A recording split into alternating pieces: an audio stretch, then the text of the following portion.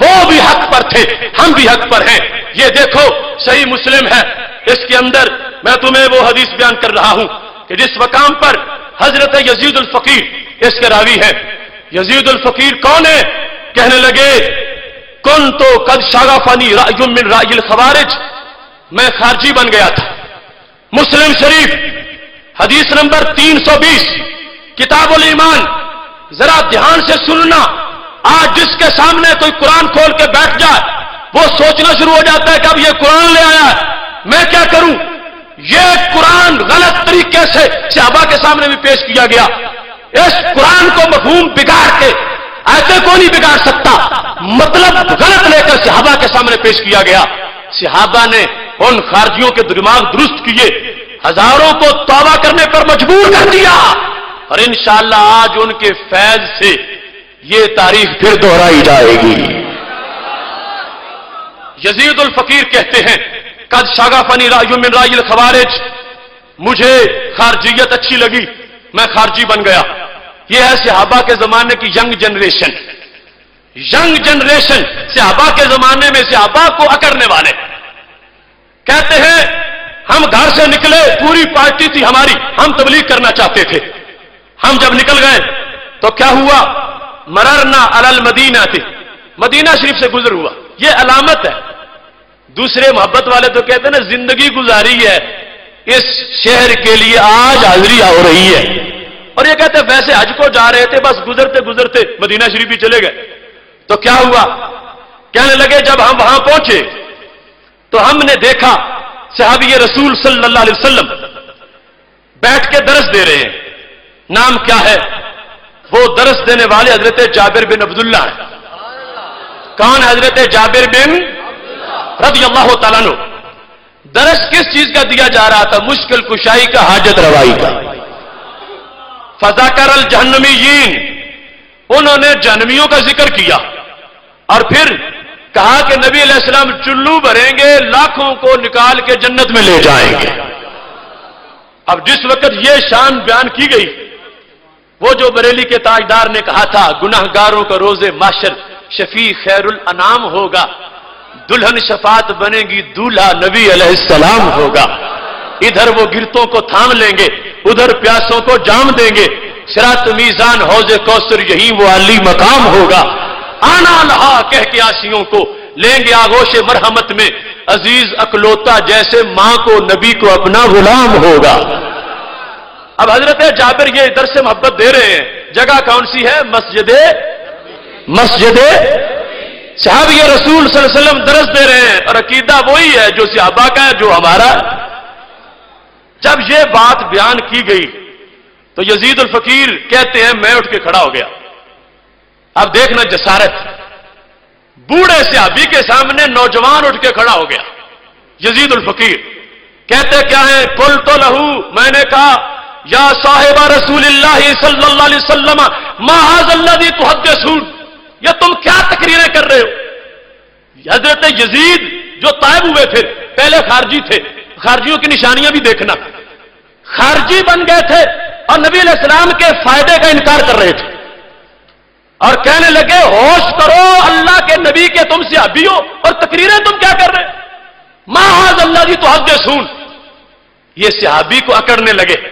Young generation, تم یہ تقریر غلط کر رہے ہو کہ اللہ کے نبی جہنمیوں کو نکال سکتے ہیں۔ نہیں نہیں، بالکل نہیں نکال سکتے۔ کیوں؟ کہنے لگے میرے پاس قرآن ہے، میں قرآن پیش کرتا ہوں۔ آپ نے فرمایا کیا قرآن ہے تیرے پاس؟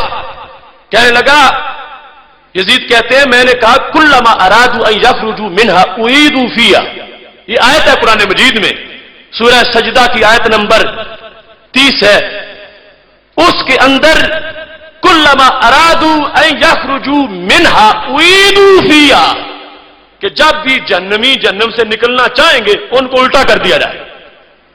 تو کہنے لگے تم سے ابھی اچھے ہو، کیسی تم معذلہ کچی تقریریں کر رہے ہو کہ جہنمیوں کو جنت دے دی جائے گی، اور ادھر قرآن کہتا ہے جب نکلنا چاہیں گے ان کو الٹا کر دیا جائے گا، دوبارہ دھکا دے دیا جائے گا۔ ہم تمہاری تقریر مانے یا رب کا قرآن مانے؟ اب سوچو، یہ ہے مسجد نبوی شریف، اور انہیں قرآن دکھایا جا رہا ہے جنہوں نے صاحب قرآن کے سامنے بیٹھ کے قرآن پڑھا ہے۔ دیکھو فتنہ کہاں تک ہے. سچ فرمایا تھا میرے نبی علیہ السلام نے. ابن کثیر میں حدیث شریف موجود ہے, مجھے اپنی امت پر قرآن کا بھی خطرہ ہے. پوچھا گیا کیوں؟ فرمایا یتعلمہ المنافقون فیجادلون بہ المؤمنین.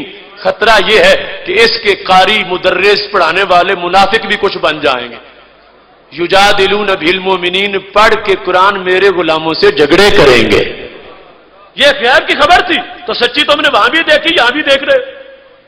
حضرت جابر کے سامنے ایک تابعی کھڑا ہو گیا. جابر تم تقریر غلط کر رہے ہو کہ نبی علیہ السلام فائدہ دے سکتے ہیں, جہنم سے نکال سکتے ہیں. نہیں کچھ نہیں کر سکتے. کیوں؟ آیت ہے کلما ارادوا ان یخرجوا منها اعیدوا فیہا. اب جس وقت یہ آیت پڑھی تو بھاگ کے کہاں جا سکتا تھا؟ آخر جنہوں نے نبی علیہ السلام سے پڑھا ہے ان کو پتا ہے کہ آیت کا مطلب کیا ہے. تو یہاں پتا چلا کہ جس کے ہاتھ میں قرآن ہو ضروری نہیں حق پر بھی ہو. یہ یزید الفقیر خود جو جھوٹ پر تھے بیان کر رہے ہیں.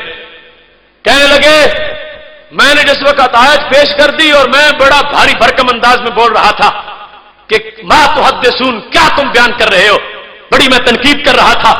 کہنے لگے حضرت جابر نے بڑے ٹھنڈے سینے سے میری بات کو سنا اور ایک بات مجھ سے پوچھی, اے قرآن کی آیتیں پڑھنے والے, حل سمعت بمقام محمد صلی اللہ علیہ وسلم الذی یبعثہ اللہ فیہ.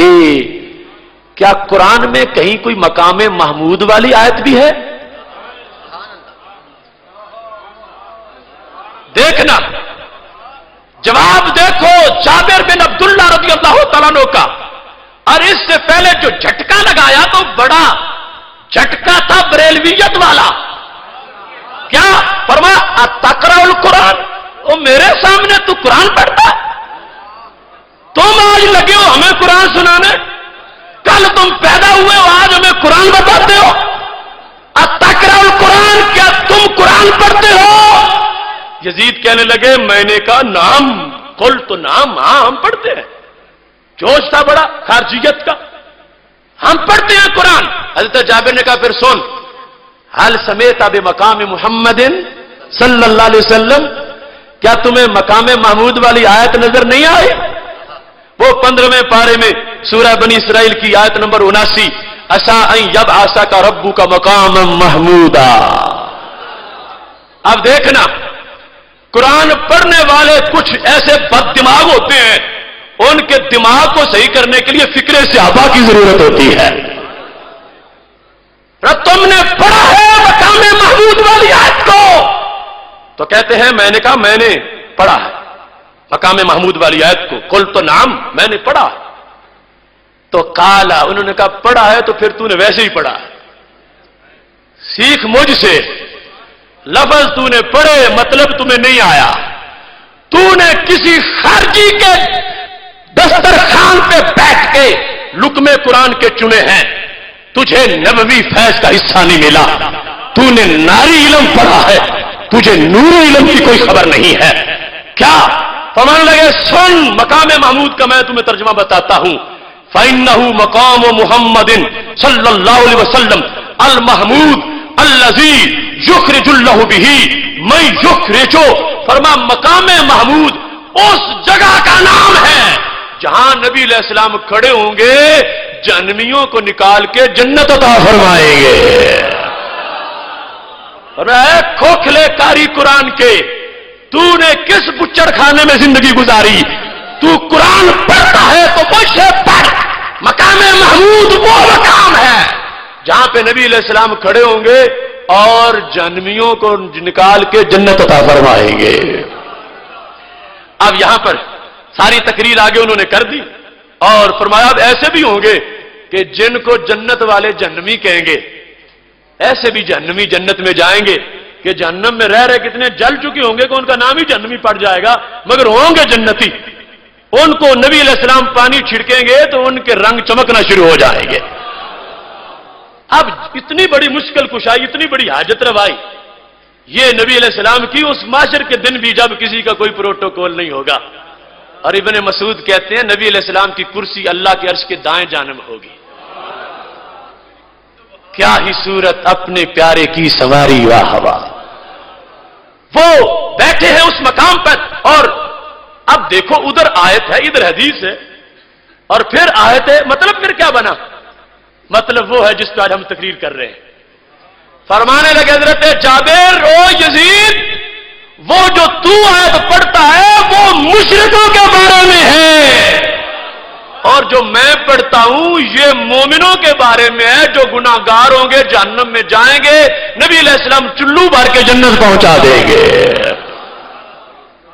آیت فرمایا وہ بھی سچی ہے، مگر مطلب تم جھوٹا نکال رہے ہو، تم نے غلط مطلب نکالا، تم نے مومنوں پر کافروں والی آیت چسپاں کی، تم نے مسلمانوں پر مشرکوں والی آیت پڑھی، کلما ارادوا ان یخرجوا منها اعیدوا فیہا، آیت سچی ہے مگر یزید مطلب تمہارا جھوٹا ہے، جو کافر نکلے گا وہ دھکا دیں گے فرشتے پھر گر جائے گا، اور مومن کو تو سرکار چلو میں رکھ کے جنت میں پہنچا دیں گے۔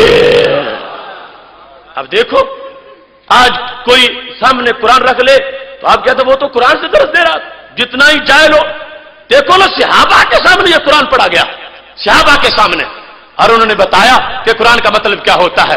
اب دیکھنا انقلاب کیسے آیا، یہ کس بندے کی روایت ہے، نام ان کا کیا ہے؟ یزید الفقیر، کتاب کیا ہے؟ صحیح مسلم، اس کا کتاب الایمان کا حصہ، حدیث نمبر کتنی ہے؟ 320، 420 نہیں، 320۔ بندہ پہلے 420 تھا، اللہ نے فضل کر دیا، حضرت جابر کے صدقے وہ کامل بن گیا۔ یزید الفقیر کہنے لگے، اب دیکھنا لفظ کیا ہے حق والوں کے، کیسے کام بنتا ہے۔ فرجانا، فرجانا، یزید کہتے ہم سارے خارجیوں نے توبہ کر لی، ہم پھر سنی بن گئے۔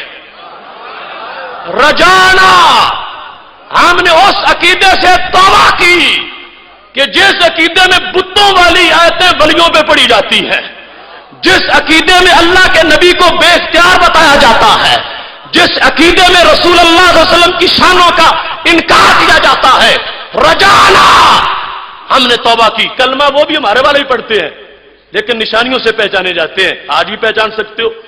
رجانا، ہم نے رجوع کر لیا، اور پھر کہتے ہیں جب ہم نے رجوع کیا تو پیچھے جو ہمارے کرلی ڈینٹ تھے جنہوں نے ہمیں بھیجا ہوا تھا کہ تبلیغ کرو، انہوں نے ہمیں آنکھیں نکالی کہ ہم نے تمہیں بھیجا حج کرنے کے لیے اور پھر تم نے تبلیغ کرنی تھی، تم کیوں پھر آئے ہو، اور اب ہماری بات تم سنتے ہی نہیں۔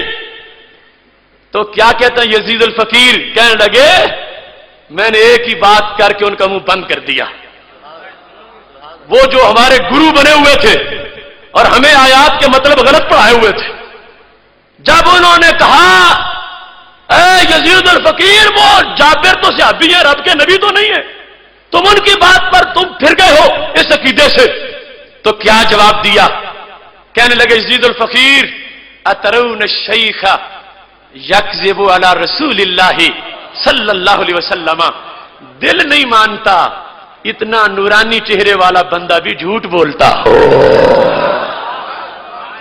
اترون الشیخ یکذب علی رسول اللہ صلی اللہ علیہ وسلم، پتا چلا قرآن سمجھنے کے لیے کچھ چہروں کی بھی ضرورت ہے، قرآن سمجھنے کے لیے کچھ چہروں کی ضرورت ہے، قرآن کا مطلب وہ چہرے دیکھنے سے پتہ لگ جاتا ہے، پتہ چلتا ہے۔ اترون الشیخ یکذب علی رسول اللہ صلی اللہ علیہ وسلم، فرمانے لگے تم جھوٹے ہو جو اتنے بڑے نورانی بندے کے بارے میں غلط باتیں کر رہے ہو، میرا دل یہ گواہی دیتا ہے انہوں نے مقام محمود کا مطلب بالکل ہمیں صحیح بتایا ہے۔ کہنے لگے تو کیا ہوا؟ فرجانا، ہم لوٹ آئے، واللہ ما خرج منا غیر رجل واحد، ایک بدبخت باقی خارجی رہ گیا، ساری ہماری جماعت سنی بن گئی۔ اب اس سے ایک قانون بھی پتا چل رہا، شاید آپ نے توجہ نہ کی ہو، اساتذہ شیوخ الحدیث بیٹھے ہیں، ہم سند کی بڑی عزت کرتے ہیں، اس امت کی شان ہے کہ سند سے باتیں ہم تک پہنچی ہیں، لیکن یہاں ایک دستور بتایا جا رہا ہے کہ صرف سند بھی کبھی کام نہیں دیتی، کبھی نور چہرے کا کام دیتا ہے۔ اب ایک خشک سا بندہ سند بیان کر رہا ہو اور دوسری جگہ داتا صاحب درس دے رہے ہو، تو چہرہ بھی تو بتائے گا، انداز بھی بتائے گا، پتا چلے گا حق کیا ہے۔ تو پتا چلا حق پہچاننے کے لیے سند ہی نہیں چہرہ بھی دیکھنا ضروری ہے۔ وہ ایک نالائق ڈاکٹر ٹی وی پہ آتا ہے، بندے کو کہہ آنے لگتی ہے دیکھ کر، کہہ آ جاتی ہے اس کو دیکھنے سے جی مطلع آ جاتا، اتنا بدبخت منحوس۔ چہرہ بھی دیکھنا ضروری ہے، چہرہ بھی دیکھنا ضروری ہے۔ اترون الشیخ یکذب علی رسول اللہ صلی اللہ علیہ وسلم، کہنے لگے اتنے بڑے شیخ نورانی چہرے والے جھوٹ نہیں بول سکتے، میں نے ان کی بات کو تسلیم کر لیا ہے۔ میرے بھائیوں،